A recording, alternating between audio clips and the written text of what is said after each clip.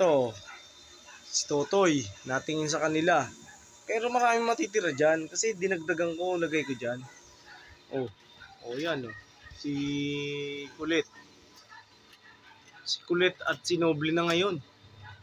May lahing kalan to eh. Si membro ng clan. Ayan.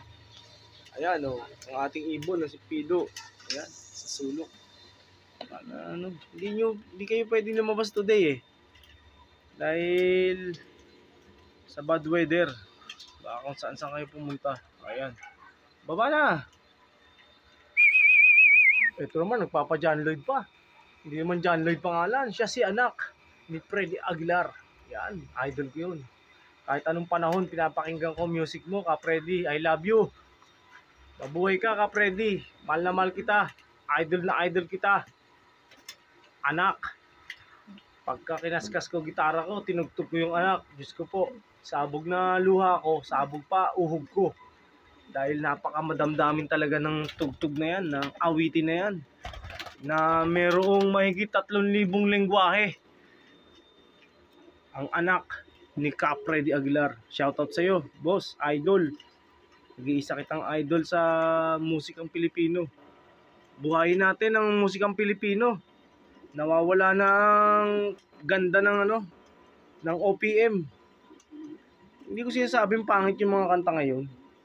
Yun lang ay masyadong mga madadamdamin ng mga music ng araw. Mga panahon ng mga 70s, mga 80s, 90s, magaganda pa rin. Kaya lang talagang parang natabunan na ng musika ng ibang lahi. Kasi iba ang atake ng music ng ng mga puti, ng mga black. Ang sarap ng kain ni Mosaic. Ang lapad niya today. Sting ko babae ito. Yan. Kahit ma-inlove ka na lang dito kay Major Pain. O kaya dito kay Eugene. O kaya dito kay anak. Yan ang mga single dito eh. Si Katarman, single nga pala to. Yun, nasa likod. Ito to, si Katarman. Ito, yan. Hindi ko tinanggal ang sticker niyan para madali makilala. Kasi, ayan, magkakulay sila niyan eh. Ni Choco Stick. Pag nagtabi sila, magkasing laki sila. Ito naman, anak yan ni Katarman at ni Bastin. Si Bastin, pinamigay ko nga pala kalapatids. Pinamigay ko yung si Bastin. Ayan. Yan o. Huwag ka na mamulit mo. Naku, parang si Daddy Tutan to eh. Basurero eh. Pero di ko kinakahiya na isa ako magbubuti. Marunong akong mag-junk shop. Di ko kinakahiya yan. Dahil yan ang ibinuhay ko sa mga anak ko nung araw. Nung araw na mahal pa nila ako. Yan. Yan. Ang ibon natin. Buti pa nga itong mga ibon nabalik eh. Itong mga ibon lang nabalik. Yan.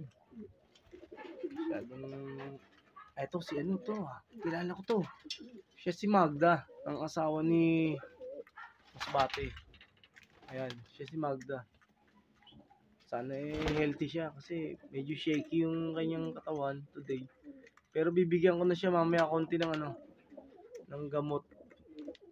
Ayan. Ayan natin mga ibon, kalapatids. Sadya talagang malakas sila kumain. Ayan. Ayan, nag-aanap na ng pugad si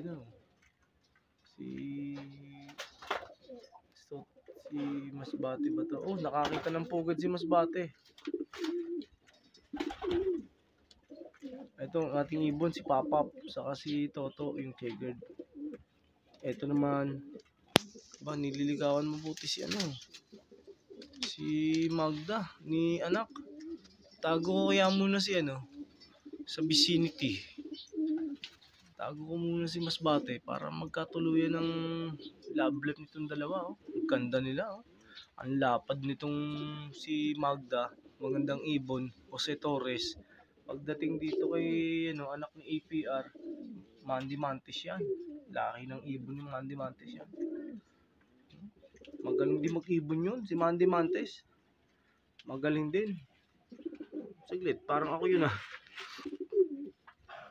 Si Daddy Tutang po yun. Tunay na pangalan ko po yun. Pati sa FB ko, yun po gamit ko. Ayan. Ganda ng kulay talaga nito ni Cookie, oh. Napakaganda. Magkaintindihan na sila. Ito naman si, ano. Ito, si Papap to eh. Itong itim.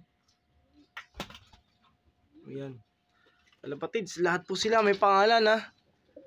Kahit noong araw, noong mga panahon na meron ako 200 plus na kalapate, lahat sila may pangalan. Ito si Major Pain, no? Nalulungkot, iniwanan siya ng asawa niya. Huwag kang mag-alala. Hanap kita ng jowa mo. Kukuha kita sa agency. Sa team mo. O kaya sa Bigo. Hanap kita. Parang matamlay din si ano. Magda. Kailangan ko nang bigyan ng pataba. Ng ano. Gamot. Subukan ko na to. Yan. Yan. Ayan ang ating ibon. Pogi naman ito. Sino ba to? Si Eugene pala to eh. O yan. O ito si Chopstick. Magkakaroon na ng baby yan. Anak niya kay Red. O yan. O. Yung ating mga ibon, kalapatids, tags. Ayan. Maganda nang nakikitang pwesto ni, ano, ni Masbate. Sige, para sa'yo talaga yan. Kasi testingin mo yan. Kung magiging iyo yan, iyo na. Ito. Si Totoy Guwapo. Sa tingin ko, mangingitlog na tong si Glenn. Ayan, kalapatids. Kain lang kayo. O, ito naman yung kabila. Mabait na po to. Ito ano. Mabait na po yan si Luis. Tapos yung nasa ilalim natin, si Baldado yan. Mabait na din yan. O, yan. Lumipat dito si ano, Dada. O, sa ilalim. Hindi niya pugad yan, kalapatids. Dahil ito ang pugad niya. At ito ang asawa niya, si Pogi. Para sa kaalaman po ng ating manonood, nakapulot po si Daddy ng ano, ng isang itlog sa flooring malapit sa line feeder. Para lang wag mabasag, wag mapanis, wag mabugok. Ito.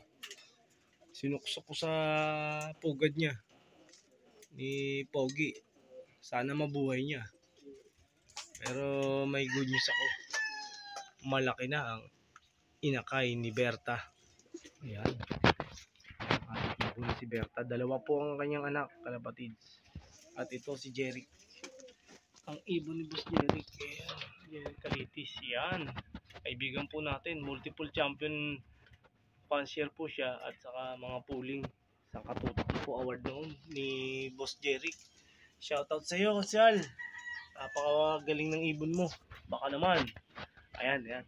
Baka naman, Kasyal Jeric Calitis.